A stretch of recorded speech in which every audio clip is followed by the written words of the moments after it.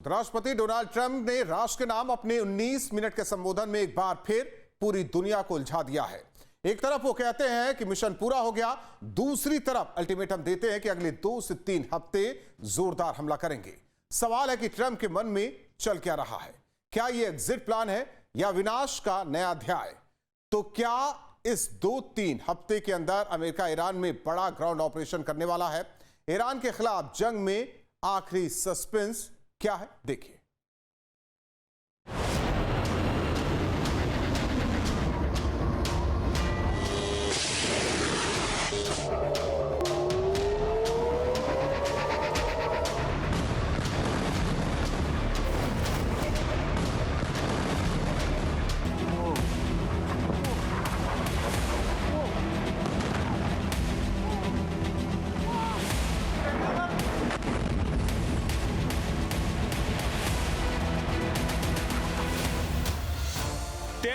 दिनों से बारूदों की बारिश, मिडिल ईस्ट में हर दिन नई तबाही, मार्च में ट्रंप के पल पल बदलते बयान, अप्रैल में एक्शन का एक्सट्रीम प्लान, 3 हफ्ते में शांति का ऐलान या दुनिया देखेगी विनाश का तूफान? ईरान के खिलाफ जंग में एक और suspense. We're going to hit them extremely hard over the next 2 to 3 weeks. We're going to bring them back to the Stone Ages where they belong. America के राष्ट्रपति डोनाल्ड ट्रंप का 19 मिनट का संबोधन, दुनिया की सांसें थमी हुई थी। उम्मीद थी कि ट्रंप जंग को लेकर सब कुछ क्लियर कर देंगे। ट्रंप ने जंग खत्म होने की तारीख तो नहीं बताई, लेकिन एक ऐसी डेडलाइन दे दी जिसने हर किसी को कंफ्यूज कर दिया है। ट्रंप ने दावा किया कि मिशन लगभग पूरा हो चुका है, ईरान की सैन्य ताकत खत्म कर दी गई है, अगले 2-3 हफ्तों तक जबरदस्त हमला होगा।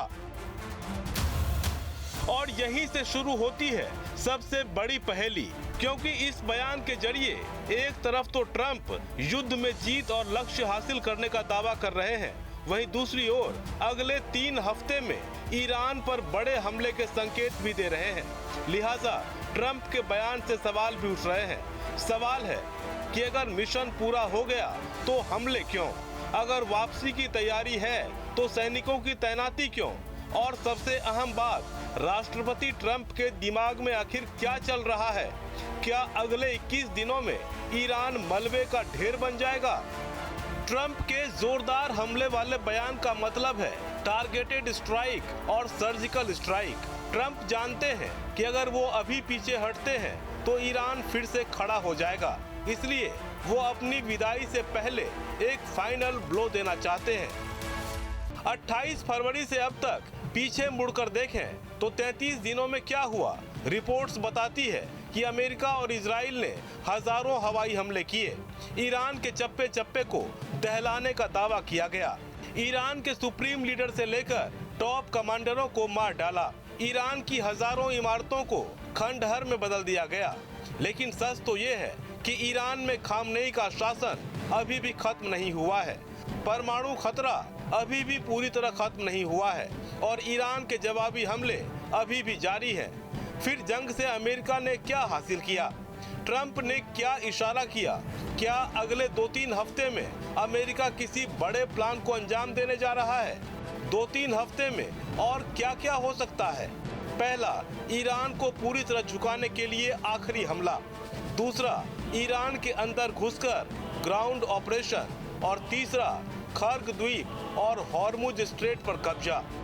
जिस वक्त राष्ट्रपति ट्रंप अमेरिकी जनता को संबोधित कर रहे थे, उसी वक्त पेंटागन में ग्राउंड ऑपरेशन की तैयारियों को आखिरी रूप दिया जा रहा था। अमेरिकी सेना के अफसरों को बस ट्रंप के ऑर्डर का इंतजार है। इस ग्राउंड ऑपरेशन के 2 मकसद हैं। पहला, खार्ग द्वीप पर कब्जा और दूसरा, एनरिच्ड यूरेनियम को जब्त करना।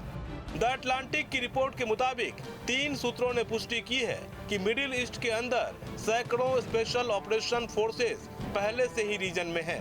27 मार्च को मिडिल ईस्ट के समंदर में पहुंचने वाले 3500 मरीन कमांडो खर्ग पर कब्जे की तैयारी में है।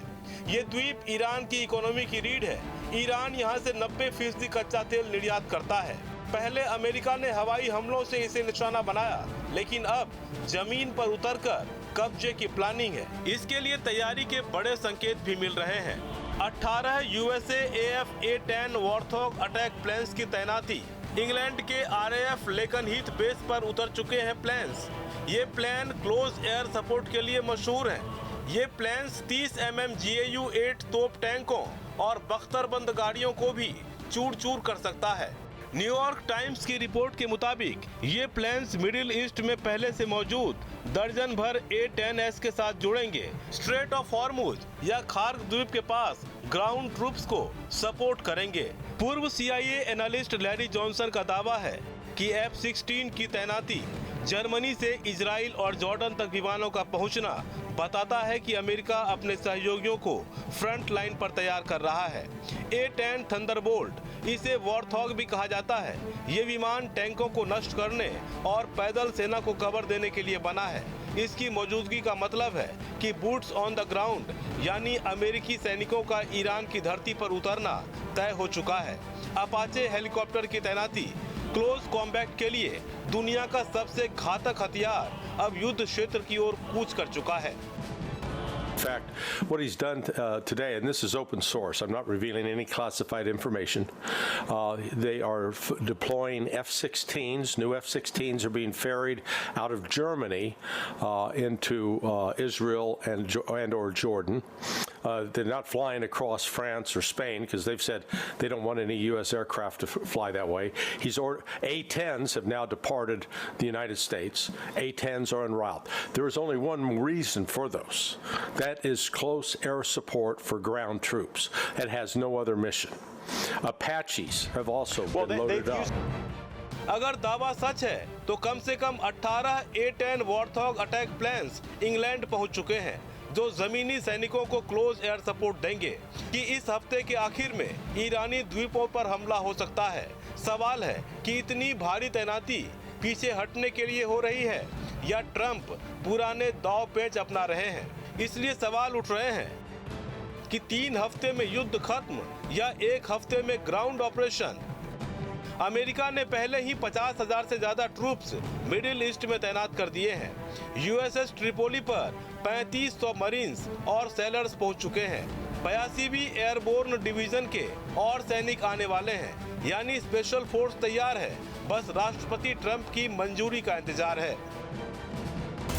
He's not backing off. He's ramping up. This is ramping up. And so, look, the reality is Iran has destroyed 13 multi-million, billion-dollar radars. 13 of them. That's why that AWACS was in the theater the other day, because the AWACS was making up for those 13 radars. You know, 2 or 3 of those radars went for over $1 billion apiece, and another 3 or 4 were in excess of $500 million. We burned right through those. The fact of the matter is, we have now depleted our Patriot missile batteries and the THAADs. They are depleted, and so we no longer have what is supposed to be our main defense against Iranian ballistic missiles. वैसे तो दावा ये भी किया जा रहा है कि राष्ट्रपति ट्रंप विक्ट्री डिक्लेयर करने का रास्ता तलाश रहे हैं। दूसरी ओर ग्राउंड ऑपरेशन की खामोशी से तैयारी भी की जा रही है। लिहाजा फिर से सवाल उठ रहे हैं कि आखिर ट्रंप के मन में क्या है। अपने लिए विजेता का इमेज बनाना या स्मार्ट एग्जिट के लिए रास्ता तलाशना। तो क्या 2-3 हफ्ते तक कोहराम मचाने वाला बयान ईरान पर दबाव डालने की रणनीति है?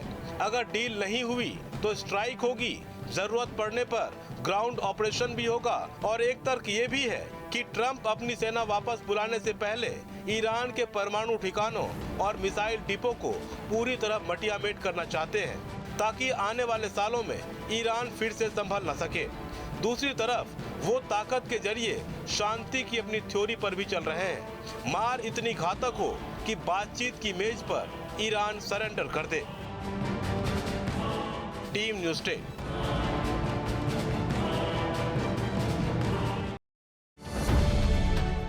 अब से डीडी फ्री डिश की चैनल नंबर 57 पर देखिए न्यूज़ नेशन।